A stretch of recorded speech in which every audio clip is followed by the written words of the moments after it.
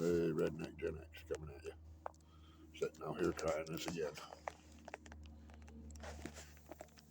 Nice, beautiful view at least.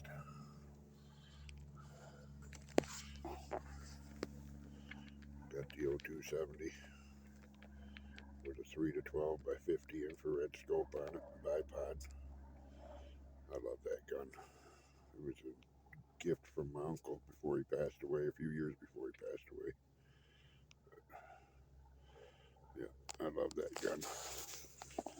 And then, of course, I'm packing the 44.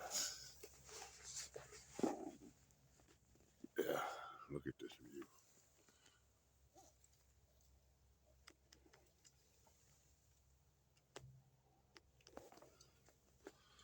But,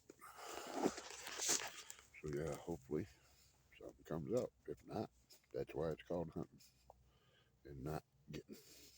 So remember, if you ain't hillbilly happy, you ain't happy. And when I'm sitting out here in the woods like this fat hillbilly's happy. Y'all have a good night. Bye.